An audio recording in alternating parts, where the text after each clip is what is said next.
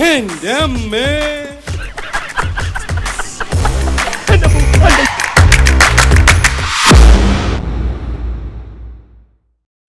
അവിടെ നിന്നോ, ഇല്ലെങ്കിൽ നിന്നെ ഞാൻ ഇന്ന് കൊല്ലും ഞാൻ. അമ്പടാ, ഇതെന്താ പുഷ്പകവുമാനോ? ആകാശത്ത് ഇറങ്ങണില്ലല്ലോ. വാ വാ വാ വാ, ഇത് ഞാനാ വിളിക്കണ. എന്നെ എനിക്ക് ശരിക്കും മനസ്സിലായിട്ടില്ല. അയ്യേ, നല്ല കാലം ചാണകമാണല്ലോ. ഒന്നുകിൽ നീയേ അല്ലെങ്കിൽ ഞാന്. ഒന്ന് നോക്കി നടന്നൂടോ. ഏത് പ്രാന്താശുപത്രി ഓടി വന്നെ? മുഖത്ത് കണ്ണിലിടോ എനിക്ക്. സമയമില്ലല്ലോ. എന്തൊരു സ്പീഡാ പോ. ഒളിമ്പിക്സ് കോഴി വണ്ടി ഇപ്പൊ വന്ന് പോയിട്ടുണ്ടോ? എവിടുന്ന്? ഇന്ത്യൻ വണ്ടിയെ പറ്റി മോള് തീരെ പരിഭ്രമിക്കണ്ട. അയ്യോ, മുണ്ടിൽ മുഴുവൻ ചളിയായല്ലോ. അച്ചോട്ടെ മുണ്ട് മാറ്റിട്ട് പോരാ. അയ്യോ, അതിനൊന്നും ഇനി നേരമില്ല. എന്നാൽ അങ്ങനെ തന്നെ. ഭാനുവേടുത്തേ ഇതാ കോഴി എത്തിക്കഴിഞ്ഞു. കൊല്ലണതാരാ? ഓ, അത് ശരിയാണല്ലോ. ഞാനാണല്ലോ സ്ഥിരം കൊലപാതകി. ആ കത്തെടുക്കൂ. അമ്മേ, അച്ഛൻ സ്റ്റേഷനിൽ കാത്തു നിൽക്കുന്നുണ്ടാവും. ആ കോഴിയും കൊടുത്തേ. ഓ, ഇത് പിടിക്കൂ. ഒന്നും ചെയ്യില്ല, പിടിച്ചോളൂ. അച്ചോട്ട് വാ. ഓ മോളെ, എന്റെ കൈ വിട്. എന്റെ മുണ്ട് മതി. മുണ്ടൊന്നും വേണ്ട. മുണ്ടില്ലാതെ ഇപ്പൊ തന്നെ നേരം എത്രയാ? നേരൊക്കെ എത്രങ്കിലും ആയിക്കോട്ടെ. സാധാരണ അതൊക്കെ പതിവാ. രാഘവേട്ടനാ, ഇന്നെന്താണോ വണ്ടി സമയത്തെത്തി? ഏതായാലും സ്റ്റേഷനിൽ പോകാതെ കഴിഞ്ഞു. ഞാൻ അപ്പോഴേ പറഞ്ഞതാ, ആരും കാണാൻ അച്ഛൻ എന്തുമാത്രം ഓ, സങ്കടപ്പെട്ടു. പിന്നെ മൂപ്പർക്ക് എന്താ സ്വന്തം വീട്ടിൽ വഴിയറിയില്ലേ? ആ, അത് ഇങ്ങോട്ട് വിട്ടു തന്നാ മതി. രാഘവേട്ടൻ പോട്ട് വിശ്രമിക്കും. സൂക്ഷിക്കണം കേട്ടോ. ഞാൻ സൂക്ഷിച്ചോളാം. നീ സൂക്ഷിക്കുന്ന കാര്യമല്ല, അതിനകത്ത് പൊട്ടുന്ന സാധനം ഉണ്ടത് പൊട്ടാതെ സൂക്ഷിക്കണം. ഓ, ഞാൻ സൂക്ഷിച്ചോളാം.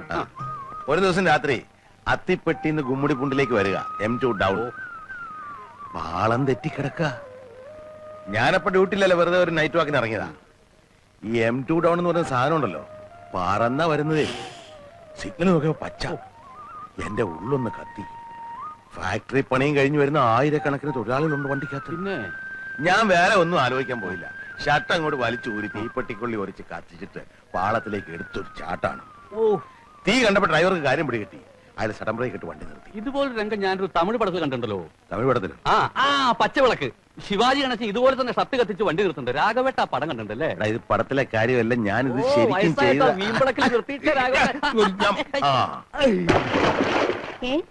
വെള്ളേപ്പോ? അപ്പോ അല്ല, അപ്പൻ. വെള്ളയപ്പൻ. ഓരോ പേരുകളെ. ഇത് വെള്ളിയപ്പൻ. പിന്നെ അപ്പനോ? ഇവങ്ങ പ്രദേശ്. ഇനി അപ്പന്മാരുണ്ടെങ്കിൽ ഒരുമിച്ച് അങ്ങ് പറഞ്ഞേക്കെ. ഇനി അപ്പന്മാരല്ല, ചാമിമാരാ. ഇത് പളനിച്ചാമി, ഇത് മുനിച്ചാമി, ഇത് വീരാച്ചാമി. ഇത്തിരി കൊള്ളാവുന്ന പേരുള്ള ആരും നിങ്ങളുടെ കൂട്ടുകാരായിട്ടില്ലേ? എടീ, ഇതൊക്കെ അവിടെ ഒന്നാന്തരം പേരുകളാ. അയ്യേ. അച്ഛാ, രാത്രി എന്താ കഴിക്കാൻ വേണ്ടത്? രാത്രിയില് ഇലിമ്പിച്ച ശാതം മതി. അല്ലെങ്കിൽ വേണ്ട പുളിയോദര. അവക്ക് അതൊന്നും ഉണ്ടാക്കാൻ അറിയില്ല. പഠിച്ചില്ലേ മോളെ? അച്ഛൻ എത്ര പ്രാവശ്യം പറഞ്ഞു തന്നാ? മറന്നുപോയി അച്ഛാ. നിങ്ങൾ ഇനിയെങ്കിലും മനുഷ്യന്മാര് കഴിക്കുന്ന എന്തെങ്കിലും കഴിക്കാൻ നോക്ക്. മോളൊരു കാര്യം ചെയ്, തൈര് ശാതം മതി. നീ ചോറുണ്ടാക്കിക്കൂ. തൈരും കൂട്ടി കുഴച്ച് തൈര് ശാതമാക്കിക്കൊള്ളു. അങ്ങനെയല്ല ബാനു. അങ്ങനെ തന്നെയാണ് ബാനു. പ്രഭാകരനും പ്രകാശനും മുഴുവൻ സമയവും രാഷ്ട്രീയ പ്രവർത്തനമാണ്. അതിനെന്താ, ഇന്നത്തെ കാലത്ത് അരശിയൽ നല്ല ഏർപ്പാടാ. ഹലോ, ആരാ? അദ്ദേഹം ഇവിടെ ഇല്ല. സത്യമായിട്ട് ഇവിടെ ഇല്ല.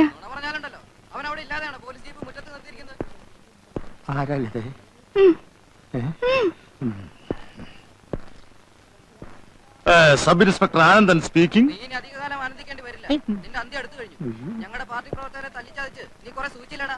നീ എന്ത് വിചാരിച്ചു? ഞങ്ങൾ ഇനി അധികാരത്തിൽ വരില്ലെന്നോ? അല്ല സുഹൃത്തെ, ഞാൻ ഒന്നും പറയണ്ട. കഴുത. നിങ്ങളാരാ? നിന്റെ കാലൻ. ആരാ? കാലൻ. എന്റെ കാലൻ. ഇന്നലെ വിളിച്ച് ഇതുപോലെ തെറി പറഞ്ഞ് വേറൊരു ശബ്ദ. അതെ, അത് വേറെ കാലനായിരിക്കും. എന്റെ സ്റ്റേഷൻ അതിർത്തിയുടെ പല കോണുകളിൽ നിന്നും പലരും വിളിച്ച് പുളിച്ച തെറി പറയുന്നുണ്ട്. എല്ലാം ആനന്ദേട്ടൻ വരുത്തി വെച്ചല്ലേ? ഇടി, സർക്കാർ മാറി വരുമെന്ന് ആരെങ്കിലും വിചാരിച്ചോ? RDP-ക്കാര് പറഞ്ഞു, INSP-ക്കാരെ ഞാൻ തല്ലി. ഏതായാലും എന്റെ കാര്യം പോക്കാ.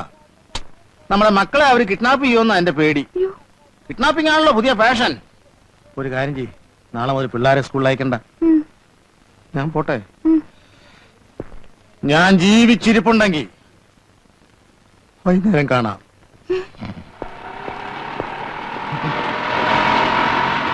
അയ്യോ, ഗുണ്ടകള് വരുന്നു. ഗുണ്ടകള്. എത്ര ഗുണ്ടകളുണ്ടല്ലേ? ഗുണ്ടകളല്ല, അച്ഛനാ. ഏതച്ഛൻ? എന്റെ അച്ഛൻ. നിന്റെ സ്വന്തം അച്ഛനോ? പിന്നെ അച്ഛനെ വാടകയ്ക്ക് കിട്ടുവോ?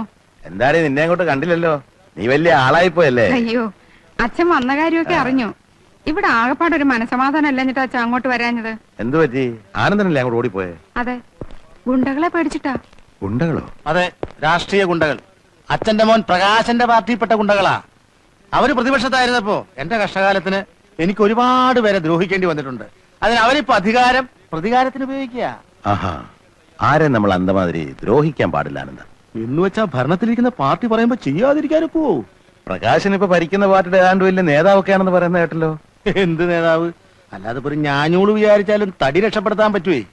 അതിന് അവനോടൊന്നും ഇവിടെ വരാൻ പറഞ്ഞിട്ട് തിരിഞ്ഞു നോക്കിയിട്ടില്ല. അയ്യോ, അവൻ സത്യപ്രതിജ്ഞ അടങ്ങി തിരുവനന്തപുരത്ത് പോയിരിക്കുക. ഒന്ന് മാറി അലമ്പുണ്ടാക്കല്ലേ തിരക്കുണ്ടാക്കല്ലേ. ഇറങ്ങിക്കോ.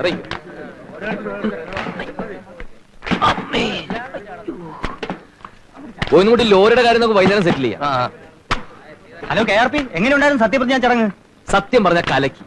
വിശദമായിട്ട് ഞാൻ പിന്നെ പറയാം. ഒന്ന് നടു നിവർത്തണം.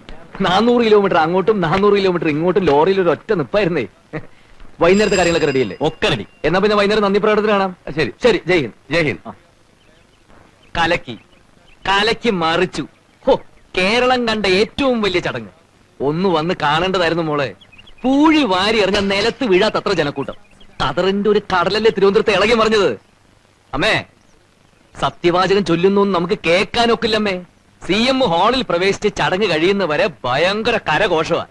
പക്ഷെ എനിക്ക് മുൻവശത്തിന് ഇരിക്കാൻ സീറ്റ് കിട്ടിയോണ്ട് കാര്യങ്ങളെല്ലാം ഭംഗിയായിട്ട് കാണാൻ കഴിഞ്ഞു. മുൻവശത്തോ? അതെ, മുൻവശത്ത്. ഏറ്റവും മുമ്പിൽ ഞങ്ങൾ 31 പേരായിരുന്നു. ഒരു വരിയിൽ 31 കസേരയാ. ഹാളിൽ കിടക്കാൻ പറ്റാത്ത സാധാരണ പ്രവർത്തകർക്ക് ചടങ്ങ് കാണാൻ പുറത്ത് 123 TV സ്ഥാപിച്ചിരുന്നു. പക്ഷെ TV അത്ര ക്ലിയർ അല്ലായിരുന്നു. മൊത്തത്തിലൊരു മങ്ങല്. ഒരുപാട് രസങ്ങളൊക്കെ പറയാനുണ്ട്. വിശന്നിട്ട് വയ്യമ്മേ, കാര്യമായിട്ട് എന്തെങ്കിലും എടുത്ത് കഴിക്കാൻ വെക്കേ. അമ്മയുടെ മൂത്ത മോൻ ഇവിടെ ഉണ്ടായിരുന്നല്ലോ. ഇലക്ഷന് തോറ്റ് തുന്നമ്പാടിയ ഒരു സഖാവ്. മൂപ്പരെവിടെ? കാണാൻ കൊതിയാവ്. അതുകൊണ്ടാ. ഓഹോ, പിന്നെ വഴക്കുണ്ടാക്കാനുള്ള പദ്ധതിയായിട്ടാണ് നിന്റെ വരവ് അല്ലേ? അയ്യോ, ഇനി എന്ത് വഴക്ക്? ഒന്ന് നേരിൽ കാണുക, മൂപ്പരുടെ പാർട്ടി അകാലത്തിൽ അന്തരിച്ചതിനുള്ള ഒരു അനുശോചനം രേഖപ്പെടുത്തുക, അത്രേ ഉള്ളൂ. പ്രകാശ, നിങ്ങൾ തമ്മിലുള്ള ഒരു സംസാരവും ഇവിടെ വേണ്ട. ഒന്നും അല്ലെങ്കിൽ നിന്റെ ചേട്ടനല്ലേടാ. തെരഞ്ഞെടുപ്പിന്റെ റിസൾട്ട് അറിഞ്ഞ പിന്നെ അവൻ ഇങ്ങോട്ട് കേറിയിട്ടേ ഇല്ല. നിന്നെ പേടിച്ചിട്ടാ. ഇന്നലെ രാത്രി ജംഗ്ഷനിൽ വെച്ച് കണ്ടുവന്ന് അച്ചു പറയണ കേട്ടു. ഓഹോ, എന്നാൽ എനിക്ക് സന്തോഷമായി. ഈ അവസ്ഥയെ തന്നെ വേണം എനിക്ക് മൂപ്പര് നേരിട്ട് കാണാൻ. അമ്മയ്ക്കറിയോ, ഈ ഇലക്ഷന്റെ ഇടയ്ക്ക് 9-ാം വാർഡിലിട്ട് എന്നെ തല്ലിക്കാൻ വരെ പ്ലാൻ ചെയ്ത ആളാ ചേട്ടൻ. ആര്? പ്രഭാകരനോ? അമ്മ എന്തറിഞ്ഞു? അതൊക്കെ പോട്ടെ. ആദ്യം സ്ട്രോങ് ആയിട്ട് ചായ ഞെടുത്തേ. കാലത്തെ പരിപാടികൾ നടക്കട്ടെ. ദേഹത്തിൽ വെള്ളം ചൂടാക്കിയടി. മേലാകെ അസല് വേദന. അങ്ങോട്ടും ഇങ്ങോട്ട് കാറിലൊരു ഒറ്റ ഇരിപ്പായിരുന്നേ. കാറിലോ? ലോറി പുറത്തല്ലേ? ഏയ്, ഞാനും മണ്ഡലം പ്രസിഡന്റ് കാറിലായിരുന്നില്ലേ. നോണ പിന്നെ നിന്നോട് നുണ പറഞ്ഞിട്ട് വേണമല്ലോ എനിക്ക്. പോയി വെള്ളം ചൂടാക്കടി. നേര് പറ, രാജ്ഭവന്റെ ഗേറ്റ് കടക്കാൻ പറ്റുമോ? നീ കുറെ കൂടുന്നുണ്ട്. പാർട്ടിയിൽ എനിക്കുള്ള സ്ഥാനം എന്താണെന്ന് നിന്നെ പറഞ്ഞ് ബോധ്യപ്പെടുത്തേണ്ട കാര്യമൊന്നും എനിക്കില്ല. വൈകുന്നേരം ടൗണിലേക്ക് വാ. കൃതജ്ഞതാ സമ്മേളനത്തിന് ഞാൻ നടത്താൻ പോണ ഗംഭീര പ്രസംഗം കേൾക്കുമ്പോൾ നിനക്ക് മനസ്സിലാവും ഞാൻ ആരാണെന്നുള്ളത്. മുതലാളിമാരെ പോലെ ഇത്രയും നല്ല മനുഷ്യരെ ഞാൻ വേറെ കണ്ടിട്ടില്ല. ആ പാവപ്പെട്ട മുതലാളിമാരെ ചീത്ത വിളിക്കുന്ന കേട്ടിട്ട് പലപ്പോഴും എനിക്ക് കരച്ചിൽ വന്നിട്ടുണ്ട്. പാവം മുതലാളിമാർ. എല്ലാത്തിനുള്ള ശിക്ഷ അവർക്ക് കിട്ടിക്കഴിഞ്ഞു. ഈ മാനങ്കര മണ്ഡലത്തിൽ ചില RDP കോമാളികൾ ഒരു പ്രഖ്യാപനം നടത്തിയിരുന്നു. സുഹൃത്തുക്കളെ, ഈ തെരഞ്ഞെടുപ്പിൽ INS വിജയിക്കുകയാണെങ്കിൽ അവരവരുടെ പാതി മീശെടുത്ത് കവലയിലൂടെ നടക്കുമെന്ന് ഞാൻ അവരെ ക്ഷണിക്കുകയാണ്. നാണവും മാനവും ഉളുപ്പും അല്പമെങ്കിലും തീണ്ടിയിട്ടുണ്ടെങ്കിൽ, വാക്കിന് വിലയുണ്ടെങ്കിൽ ഇങ്ങോട്ട് വരൂ, മീശ എടുക്കൂ, എടുക്കണ മീശ എന്ന് ഞാൻ ആജ്ഞാപിക്കുകയാണ്, അഭ്യർത്ഥിക്കുകയാണ്, അപേക്ഷിക്കുകയാണ്.